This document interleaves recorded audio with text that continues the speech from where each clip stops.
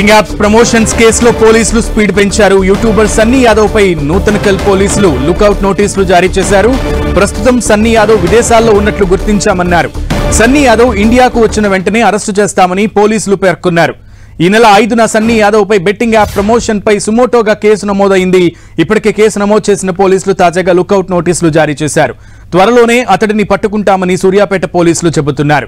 దేశ విదేశాల్లో బైక్ పై రైడ్స్ చేస్తున్న Sunny Yadav Facebook, Instagram, social media వేదికగా బెట్టింగ్ యాప్స్ ను ప్రమోట్ చేశాడు. ఇక ఈ కేసులో రేపు పోలీసుల ఎదుట విచారణకు హాజరు కావాలని యాంకర్ శ్యామలకు హైకోర్టు సూచించింది. దీంతో రేపు శ్యామల విచారణకు హాజరవుతారా లేదా అనే దానిపై ఉత్కంఠ నెలకొంది. ఇప్పటికే విష్ణుప్రియ, రీతూ చౌదరి, టేస్టీ తేజ, కానిస్టేబుల్ కిరణ్ గౌడ్ విచారణ పూర్తయింది. అయితే మరికొంతమంది ప్రమోటర్లు, ఇన్ఫ్లుయెన్సర్లను అందుబాటులోకి ఇప్పటి వరకు రాలేదు. అటు సినీ ప్రముఖుల విషయంలో న్యాయ సలహా తీసుకోనున్నారు పోలీసులు.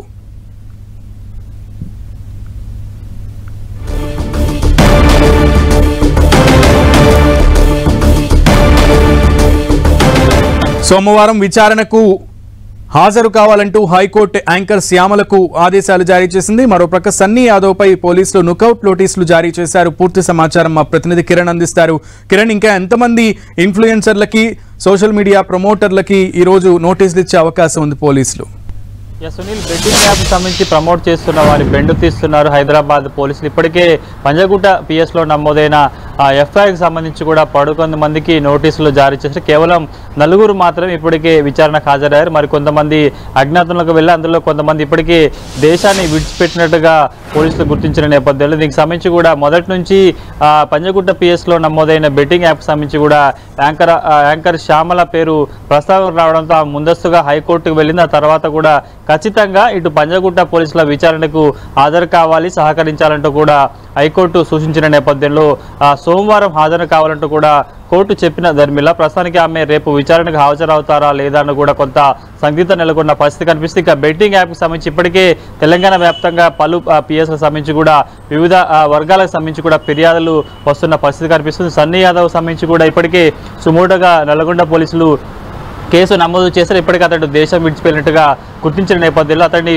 పట్టుకునేందుకు, అరెస్ట్ చేసేందుకు లుకౌట్ నోటీసులు కూడా జారీ చేసిన నేపథ్యంలో వీటితో పాటు సైబరాబాద్ కమిషనరేట్ సంబంధించి కూడా 20 సంబంధించి బెట్టింగ్ యాప్ సంబంధించిన వారి మీద కేసు నమోదు. అందులో 5 పాన్ ఇండియా స్టార్లు ఉండడం, వారికి సంబంధించి కూడా న్యాయ సలహాలు తీసుకునేందుకు అక్కడి పోలీసులు కొంత ప్రయత్నాలు చేసిన నేపథ్యంలో మిగతా ఇంప్లూయర్స్ ఎవరైతే వారికి కూడా వరుసగా నోటీసులు ఇచ్చి దీనికి సంబంధించి ఏ విధంగా ప్రమోట్ చేశారు, దీనికి సంబంధించి ఏమన్నా పారితోషికం ఎలా అందింది, మిమ్మల్ని ఈ యాప్కి ప్రమోషన్ చేయమని ఎవరు ప్రోత్సహించారన్న కోణంలో కూడా దర్యాప్తు కొనసాగుతున్న నేపథ్యంలో ఇద్దరికి సంబంధించి ముఖ్యంగా యాంకర్ శ్యామల వ్యవహారానికి సంబంధించి కూడా ముందు నుంచి మనం చూసుకోవాల్సి ఉంటుంది. ఆమె కూడా ఇప్పటికే పలు బెట్టింగ్ యాప్ సంబంధించి కూడా కొన్ని ప్రమోషన్ చేసుకున్నట్టుగా పోలీసులు గుర్తించారు. ఆమె విచారణకు వస్తే కూడా పూర్తి స్థాయిలో యాంకర్ శ్యామల పోలీసులు గుర్తించిన బెట్టింగ్ యాప్సే కాకుండా ఇంకా ఏవైనా సోషల్ మీడియాలో ప్రచార మాధ్యమాలకు సంబంధించి కూడా ఏమైనా ఇంక్లూడ్ చేశారా లేదా అనేది కూడా కొంత సమాచారం రావాల్సి ఉంటుంది. ఎప్పుడైతే ఎఫ్ఐఆర్ నమోదైంది అప్పటి నుంచి కూడా చాలామంది అజ్ఞాతంలోకి వెళ్ళారు. ఆమె కూడా ఆ జాబితాలో ఉన్నారు కాబట్టి కొంత శనివారం ఆమె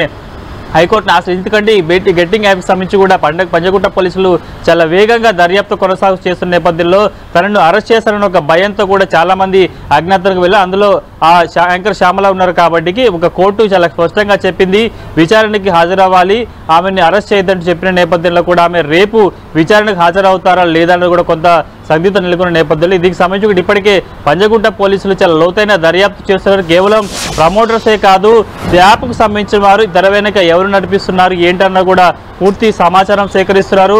ఆర్థిక లావాదేవీల వ్యవహారానికి సంబంధించి కూడా దృష్టి సారించారు. ఇప్పటికే దేశవ్యాప్తంగా పలు ఆన్లైన్ బెట్టింగ్ యాప్స్ సంబంధించి కూడా కేంద్రం కొరడా రూల్పించిన నేపథ్యంలో తెలంగాణ స్టేట్లో సంబంధించిన కేసులకు సంబంధించి కూడా కొంత ఇక్కడ పోలీసులు చాలా ప్రత్యేక ఫోకస్ పెట్టి దృష్టి నేపథ్యంలో కూడా బాధితులంతా ఒక్కొక్కరుగా బయటకు వస్తున్న పరిస్థితి కనిపిస్తుంది. వైపు హైదరాబాద్లో బెట్టింగ్ యాప్ సంబంధించి కూడా విచారణ ముమ్మర కొనసాగుతున్న నేపథ్యంలో కూడా సికింద్రాబాద్తో పాటు కరీంనగర్లో ఇద్దరు ఈ ఆన్లైన్ బెట్టింగ్ యాప్ కారణంగా కూడా తనుజాల్సిన పరిస్థితి కనిపిస్తుంది. కాబట్టి పూర్తి స్థాయిలో ఎవరున్నా కానీ భయపడకుండా బాధితులంతా ముందుకు రావాలంటూ పోలీసులు సూచిస్తున్నారు.